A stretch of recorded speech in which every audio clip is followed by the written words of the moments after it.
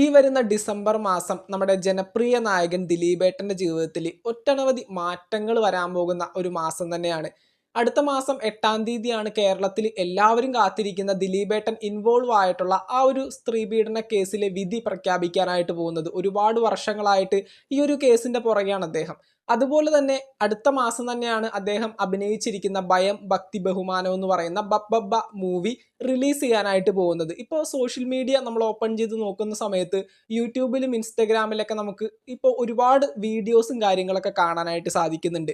അതായത് ഇപ്പോൾ പുതിയതായിട്ട് ഇറങ്ങാൻ പോകുന്ന ബബ്ബബ്ബ മൂവിയുടെ റിലീസിനെയും അതുപോലെ തന്നെ ഈ ഒരു മൂവിയുടെ വിജയത്തെയും കൃത്യമായിട്ട് ദിലീപേട്ടൻ ഇൻവോൾവ് ആയിട്ടുള്ള ഈ ഒരു കേസ് കൃത്യമായിട്ട് ബാധിക്കുമെന്ന്.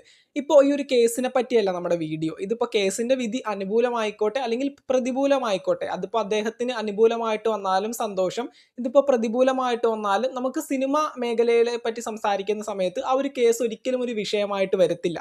അതിൻ്റെ ഒരു എക്സാമ്പിൾ ഞാൻ പറഞ്ഞുതരാം. ഈ ഒരു കേസ് ആദ്യമായിട്ട് നമ്മൾ കേൾക്കുന്നത് 2017 അന്ന് തൊട്ട് തന്നെ ഒരുപാട് സോഷ്യൽ മീഡിയ പ്ലാറ്റ്ഫോമുകളിലും ഒരുപാട് മെയിൻ സ്ട്രീം വാർത്താ ചാനലുകളിലൊക്കെ കൃത്യമായിട്ട് ഇതൊരു കോണ്ടന്റ് ആയിരുന്നു. ഒരുപാട് പേര് ജനപ്രിയ നായകൻ ദിലീപ് ഇങ്ങനെ ഒരു കേസിൽ പെട്ടിട്ടുണ്ട് എന്നൊക്കെ പറഞ്ഞുകൊണ്ട് ഒട്ടനവധി വീഡിയോസും കാര്യങ്ങളൊക്കെ പങ്കുവെച്ചു.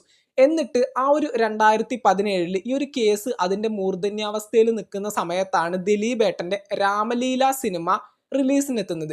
ആ ഒരു സിനിമയ്ക്ക് ആ ഒരു വർഷം എന്താണ് സംഭവിച്ചത്? ആ ഒരു വർഷത്തിൽ ഇറങ്ങിയ എല്ലാ സിനിമകളുടെയും കളക്ഷൻ റെക്കോർഡുകളെ ഭേദിച്ചുകൊണ്ടാണ് 50 കോടി ക്ലബിൽ ആദ്യമായിട്ട് രാമലീല മൂവി ഇടം പിടിച്ചത്. അപ്പോൾ ആ ഒരു കേസിൻ്റെ ഭാഗമായിട്ട് ദിലീപേട്ടൻ്റെ ഭാഗത്ത് ഒരുപാട് മിസ്റ്റേക്സ് ഉണ്ട്, അല്ലെങ്കിൽ ഒരുപാട് സിനിമാ നായകന്മാരും അല്ലെങ്കിൽ ഒരുപാട് സിനിമയെ ബന്ധപ്പെട്ടുകൊണ്ട് നിൽക്കുന്ന ഒരുപാട് വ്യക്തികൾ ആ ഒരു സമയത്ത് ദിലീപേട്ടനെ എതിർത്ത സമയത്ത് പോലും രാമലീല എന്ന് പറയുന്ന ഒരു മൂവി റിലീസിനെത്തി ആ ഒരു വർഷത്തെ ഇൻഡസ്ട്രി ഹിറ്റായിട്ട് മാറിയിട്ടുണ്ടായിരുന്നു. അപ്പോൾ നിങ്ങൾ പറയും പിന്നീട് ഇറങ്ങിയ എല്ലാ സിനിമകളും ഫ്ലോപ്പ് ആയതിൻ്റെ റീസൺ ഈ ഒരു കേസിൻ്റെ ഭാഗമായിട്ടല്ലേ എന്ന്. ഒരിക്കലുമല്ല. പിന്നീട് ഇറങ്ങിയ എല്ലാ സിനിമകളും നമുക്ക് ഒന്നൊന്നായിട്ട് പറയുകയാണെങ്കിൽ ഈ പറയുന്ന രാമലീലയ്ക്ക് ശേഷം ദിലീപേട്ടൻ അഭിനയിച്ച് പുറത്തിറങ്ങിയ ഒരു സിനിമയാണ് കമാര സംഭവം. അതുപോലെ തന്നെ ബാന്ദ്ര പുറത്തിറങ്ങിയിട്ടുണ്ടായിരുന്നു. കേശു ഈ വീടിൻ്റെ നാഥൻ എന്ന് പറയുന്ന ഒരു സിനിമ പുറത്തിറങ്ങിയിട്ടുണ്ടായിരുന്നു. വോയിസ് ഓഫ് സത്യനാഥൻ എന്ന് പറയുന്ന ഒരു സിനിമ ഉണ്ടായിരുന്നു. അതുപോലെ തന്നെ തങ്കമണി, പവി കെയർടേക്കർ, ഈ പറയുന്ന പ്രിൻസ് ആൻഡ് ഫാമിലി, ഇത്രയും മൂവീസാണ് ദിലീപേട്ടൻ്റെതായിട്ട് ഈ കഴിഞ്ഞ വർഷം വരെ പുറത്തിറങ്ങിയത്. ഇതിൽ രാമലീല എന്ന് പറയുന്ന ഒരു മൂവിക്ക് മുകളിൽ നിൽക്കാൻ പറ്റിയത്, അല്ലെങ്കിൽ കോണ്ടന്റ് വൈസ് ആയാലും മേക്കിംഗ് വൈസ് ആയാലും ദിലീപേട്ടൻ്റെ അഭിനയം വെച്ചിട്ടാണെങ്കിലും ജനപ്രീതി നേടാൻ പറ്റുന്ന, അതായത് രാമലീലക്ക് മുകളിൽ ഒരു കളക്ഷൻ റെക്കോർഡ് കൊണ്ടുവരാൻ പോകുന്ന ഏത് മൂവിയാണ് ഇതിനകത്തുള്ളത്? ഒരുപാട് എക്സ്പെക്റ്റേഷൻ ആയിട്ട് ബാന്ദ്ര വന്നു, പക്ഷെ അത് കോണ്ടന്റ് വൈസും മേക്കിംഗ് വൈസും വളരെ മോശമായിരുന്നു.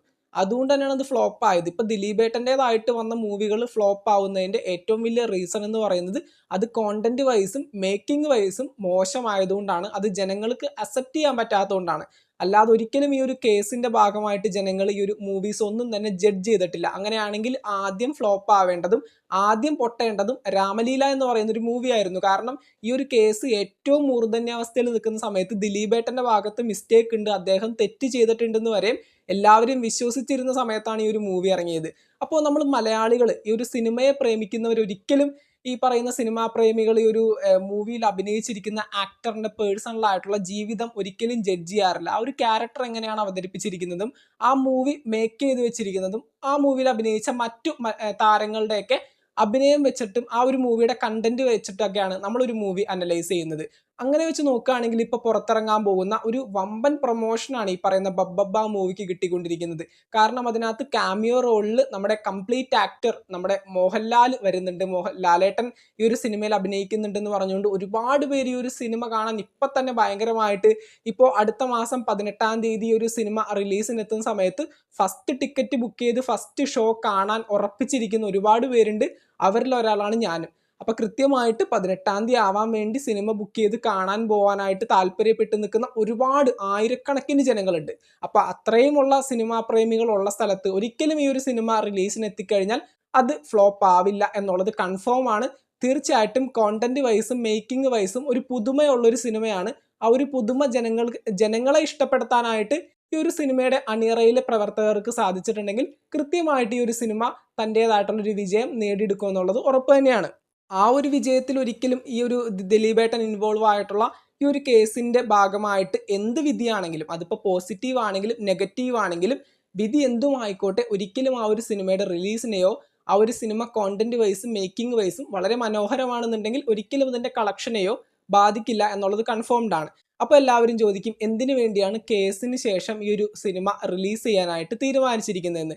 അതിൻ്റെ കാരണം മറ്റൊന്നുമല്ല, ഇപ്പോൾ ഈ ഒരു കേസ് എന്ന് പറയുന്നത് കേരളത്തിൽ എല്ലാവരും ഒരുപോലെ ഇങ്ങനെ കാത്തിരിക്കുന്ന ഒരു കേസാണ്. എന്തായിരിക്കും അതിൻ്റെ വിധി, ഈ വരുന്ന 8-ാം തീയതി അതിൻ്റെ വിധി എന്തായിരിക്കുമെന്ന് അറിയാനായിട്ട് ഒരുപാട് പേര് ഭയങ്കരമായിട്ട് ചിന്തിച്ചിങ്ങനെ ഇരിക്കുകയാണ്. അതിനപ്പുറം ദിലീപേട്ടൻ്റെ മനസ്സിൽ തീയായിരിക്കും എന്തായിരിക്കും അതിൻ്റെ ഒരു വിധി എന്ന് ഉറപ്പിച്ചറിയാത്ത ആ ഒരു സാഹചര്യം. അപ്പോൾ തീർച്ചയായിട്ടും ഇത്രയും വലിയൊരു പ്രൊജക്റ്റ് കമ്മിറ്റ് ചെയ്ത് ഇത്രയും വലിയൊരു ഹൈപ്പോട് കൂടി ഒരു സിനിമ വരുമ്പോൾ അത് ഒരു മനസ്സിനുള്ളൊരു സന്തോഷത്തോടു കൂടി ആ ഒരു സിനിമയെ കാണാനായിട്ട് അതിൽ അഭിനയിച്ചിരിക്കുന്ന ആക്ടറിനും കൃത്യമായിട്ട് താല്പര്യം ഉണ്ടാവും. അതുകൊണ്ട് തന്നെ ഈ ഒരു കേസിൻ്റെ വിധി എന്താണെന്ന് അറിഞ്ഞിട്ട് ഈ ഒരു സിനിമ റിലീസ് ചെയ്താൽ മതി എന്നാണ് ആ ഒരു സിനിമയിലെ അണിയറ പ്രവർത്തകരുടെയൊക്കെ ഒരു തീരുമാനം. അതുകൊണ്ട് മാത്രമാണ് ഈ ഒരു സിനിമ അടുത്ത മാസം 18-ാം തീയതി റിലീസിനെത്തുന്നത്. ഈ ഒരു സിനിമ റിലീസിനെത്തുമ്പോൾ നിങ്ങൾ കണ്ടോളൂ, ഈ ഞാൻ പറഞ്ഞതുപോലെ തന്നെ അടിപൊളി പടമാണെന്നുണ്ടെങ്കിൽ കൃത്യമായിട്ട് ഈ ഒരു പടം തിയേറ്ററിൽ വിജയിക്കും. അതിപ്പോൾ കണ്ടന്റ് വൈസും മേക്കിംഗ് വൈസും നമ്മുടെ ദിലീപേട്ടൻ അഭിനയിച്ചിരിക്കുന്ന രീതിയും ലാലേട്ടൻ്റെ കാമിയോ റോളും മറ്റുള്ള താരങ്ങൾ വിനീത് ശ്രീനിവാസൻ, ധ്യാൻ ശ്രീനിവാസൻ ഇവരുടെയൊക്കെ അഭിനയം ഭയങ്കരമായിട്ട് ജനങ്ങളിലേക്ക് വർക്കായിട്ടുണ്ടെങ്കിൽ കൃത്യമായിട്ട് നിങ്ങൾ ഉറപ്പിച്ചോളൂ, ഈ ഒരു മലയാളം മൂവി ഇൻഡസ്ട്രിയിൽ ഏറ്റവും മനോഹരമായിട്ടുള്ള ഒരു മൂവി ആയിട്ട് ബബ്ബ മാറും. അത് ഉറപ്പായിട്ടുള്ള ഒരു കാര്യം തന്നെയാണ്. അപ്പോൾ എന്തൊക്കെയാണെങ്കിലും നിങ്ങൾ നിങ്ങളുടെ അഭിപ്രായങ്ങൾ കൃത്യമായിട്ട് താഴെ കമൻറ്റ് ബോക്സിൽ രേഖപ്പെടുത്തുക. ഇതിപ്പോൾ ദിലീപേട്ടൻ്റെ കേസിൻ്റെ വിധി എന്താണെന്നുണ്ടെങ്കിലും ഈ ഒരു സിനിമ മനോഹരമാണെന്നുണ്ടെങ്കിൽ ഇത് തിയേറ്ററിൽ പോയി കണ്ട് വിജയിപ്പിക്കും എന്നുള്ളവർ തീർച്ചയായിട്ടും നിങ്ങൾ താഴെ കമൻറ്റ് ചെയ്യുക. അതുപോലെ തന്നെ ഈ ഒരു കേസിൽ വിധി ആർക്ക് അനുകൂലമായിരിക്കും, അത് നിങ്ങളുടെ എക്സ്പെക്റ്റേഷൻ എന്താണെന്ന് വെച്ചാൽ അതുകൂടി താഴെ കമൻറ്റിൽ രേഖപ്പെടുത്തുക. മറ്റൊരു വീഡിയോ ആയിട്ട് നമുക്ക് വീണ്ടും കാണാം. ചാനൽ ഇതുവരെ സബ്സ്ക്രൈബ് ചെയ്യാത്തവരാണെങ്കിൽ ഒന്ന് സബ്സ്ക്രൈബ് ചെയ്ത് സപ്പോർട്ട് ചെയ്യുക. താങ്ക്